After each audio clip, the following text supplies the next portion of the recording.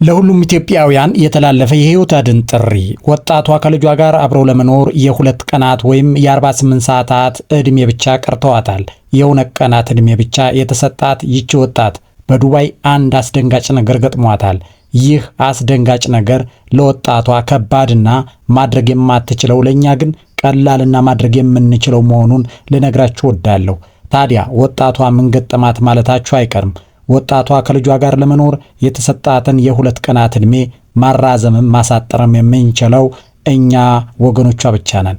ከ2 ቀናት ወደ ማይቆጠሩ ቀናት፣ ወራት፣ ዓመታት ማሸጋገር የምንችለው በእኛው በጎ ፈቃድ ስለሆነ ትብብራችን እንደ ሁልጊዜው መሆን አለበት። የዚህን ዝርዝር መረጃ ለማድመጥ ቀጥታ ወደ አጋራቸው መረጃ ልውሰዳችሁ።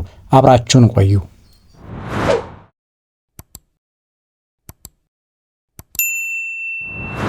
በዱባይ ሀገር ታዳጊ ልጇን ይዛ የምትንከራተተው ኢትዮጵያዊት ጉዳይ ገና በወለደች በ7 ቀኗ በሆቴልና በኤምባሲዎች የተንከራተተች ነው። ይቺ ሴት ባመነችው ሰው ተከርታለች። በመኖርና ባለመኖር መካከል ትገኛለች። ይቺ ቆንጅዬ ወጣት የምትኖረው በዱባይ ሀገር ነው። ዱባይ ከገባች በኋላ የተሻለና የተደላደለ ኑሮ ትኖር ነበር። ህይወቷን ለማስተካከል፣ ቤተሰቦቿን ለመርዳት፣ ነገ የኔ የምትለው ሀብት ንብረት እንዲኖራትና ህልሟን ለማሳካት በተሻለ የህይወት ጎዳና ላይ ነበረች። በዚህ የህይወት እንቅስቃሴ ውስጥ እያለች ከአንድ ሰው ጋር ትተዋወቃለች። የውጭ ሀገር ዜጋ ነው። እርሷ በምትኖርበት ዱባይ ሀገር ይኖራል። ከዚህ ሰው ጋር እንደ ቀልድ ተዋወቁ። ትውውቁ በየቀኑ አዳዲስ ምዕራፎችን እያለፈ በየቀኑ መገናኘት፣ መደዋወል የህይወታቸው አንድ ምዕራፍ አድርገው ተያይዘውታል። ከመደዋወልና መገናኘት ባለፈ መተሳሰብ እንዲሁም አንተ የኔ እኔ አንቺ የሚባባሉ ደረጃ ላይ ደርሰዋል። በዚህ ሂደት ይህ ሰው ማግባት እንደሚፈልግ ይነግራታል። ቤተሰቦቹ እንኳ ባይፈልጉ ለማግባባት ሞክራለሁ፣ በምንም አይነት መንገድ አገባሻለሁ፣ በኔ ህይወት አያገባቸውም፣ አንቺ ከኔ ጋር ትኖሪያለሽ፣ አዲስ የህይወት መንገድን አብረን እንጓዛለን እያለ የተስፋ ስንቅ ሲሰጣት ነበር። በዚህ ሂደት ውስጥ ይቺ ወጣትና ይህ የውጭ ሀገር ዜጋ ተስማምተው አብረው ለመኖር ጥረት ያደርጋሉ። ይቺ ሴት ኢትዮጵያዊት ወጣትም ወጣት ስለሆነች የትኛዋም ሴት የምታደርገውን አዲስ የህይወት ጉዞ ለመቀላቀል ዝግጁ ሆነች። ትዳር የትኛውም ሰው ምድር ላይ ሲኖር ሊያሳካው የሚፈልገው በሃይማኖትም ሆነ በባህል በኢትዮጵያዊነት ደረጃ የሚፈለግ እጅግ የተቀደሰ በሃይማኖትም ሆነ በባህል የተቀደሰ ነገር መሆኑ ብዙዎቻችን የምናውቀው ነው።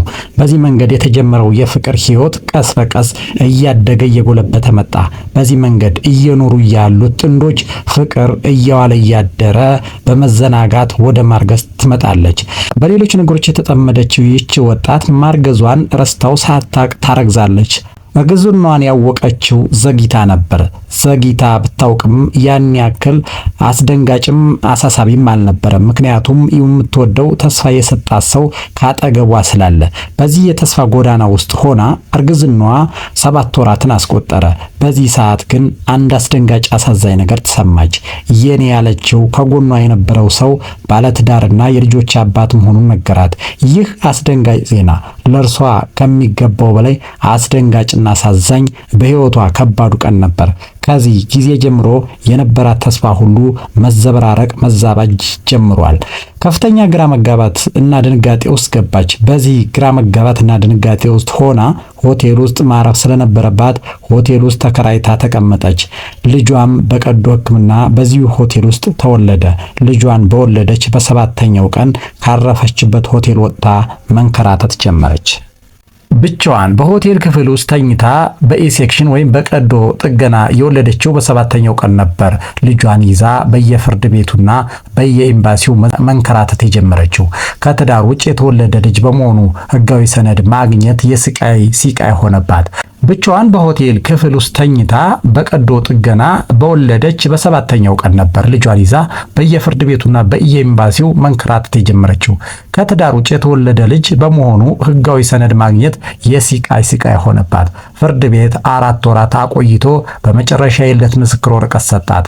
ነገር ግን ኤምባሲው ሰነዱን ውድቅ አደረገው። ድጋሜ ለማመልከት ስትሞክር የፍርድ ቤቱ ሂደት ሌላ 8 ወራትን ፈጀ። ፍርድ ቤቱም ለሁለተኛ ጊዜ የልደት ካርድ መስጠት አልፈቀደም። ከመውለዷ በፊት ወደ ሀገር ለመመለስ አስባ ቪዛዋን ካንስል አድርጋ ነበር። ይሁንና ልጇ ህጋዊ ሰነድ ስለሌለው 2 ጊዜ ከኤርፖርት ተመለሰች። አሁን ላይ ህጋዊ ቪዛ የላትም። የባሰ መከራ መጣ። በቅርቡ በተቀሰቀሰው የኢራን ጦርነት ምክንያት ያ የልጁ አባት ወደ ሀገሩ ተመለሰ። እዛ ሆኖ እንዳይረዳት የባንክ አካውንቱን ሚስቱ ስለምትከታተልበት ትዳሩ እንዳይፈርስ ሲል የዚችን ምስኪንና የልጁን በር ሙሉ በሙሉ ዘጋው። ስልኩንም አጠፋ። አሁን እህታችን የ8 ወር ህፃን ልጇን ይዛ መጠለያ አጥታ እየተንከራተተች ነው። የቤት ክራይ መክፈል ስላልቻለች ባለቤቱ ከቤቴ ውጭ ብሎ ወጥሮ ይዟታል። ፖሊስ ጭምር ጠርቶባት ነበር። ነገር ግን እንደ እግዚአብሔር ፈቃድ ያጋጠማት ሴት ፖሊስ ሁኔታዋን አይታ አዘነችላት። ፖሊሷ ግን አንድ አስፈሪ ሀቅ ነገረቻት። የፓስፖርት ቁጥርሽን አሁን ሲስተም ውስጥ ካስገባ ነው የኢሚግሬሽን ህጉ ከ6 እስከ 12 ወር እስራት እና ዲፖርቴሽን ይበይንብሻል። ያ ማለት ግን ልጅሽን የመንጠቅ እድላቸው ሰፊ ነው። ልጅሽ ደግሞ ህጋዊ ሰነድ ስለሌለው ከሀገር መውጣት አይችልም አለቻት። ይህ እንዳይሆን ፖሊሷ የሰጠቻት ጊዜ የ2 ቀናት ብቻ ነው። ይህች እህታችን በ2 ቀናት ውስጥ መፍትሄ ካላገኘች ወይ ልጇን ትነጠቃለች፣ ወይ ወደ እስር ቤት ትገባለች፣ ወይ ሜዳ ላይ ትወድቃለች። ህፃኑ ፓስፖርት አውጥቶ በአውት ፖስት እንኳን ወደ ሀገር እንዲገባ የፍርድ ቤቱ ድጋሚ ፈቃድ ያስፈልገዋል። የኢትዮጵያ ኤምባሲ ህጋዊ ጥበቃና ድጋፍ እንዲያደርግላት ይህ ድምጽ ለሚመለከታቸው አካላት ሁሉ እንዲደርስ ሸር በማድረግ ተባበሩን። እንዲሁም የቤት ኪራይና የህፃኑን ቀለብ ለጊዜው ለመሸፈን የምትችሉ ወገኖች በሚከተሉት አካውንቶች የቻላችሁትን ሁሉ አድርጉ በሚል ያስተላለፈችው የህይወት አድን ጥሪ ነው። እባካችሁ የአንድ እናት ህይወትና የአንድ ንጹህ ህፃን ዕጣ ፈንታ በ2 ቀናት ውስጥ ይወሰናል። ለምናቃቸው ዱባይ ላሉ ማህበራትና ለኤምባሲው እንዲደርስ ሁላችሁም ድምጽ እንሁናት። የወለደችው እናት አትጨክንምና እግዚአብሔር ከስርና ከልጅ መለያየት ያድናት በሚል የተላለፈ የህይወት አድን ጥሪ ነው።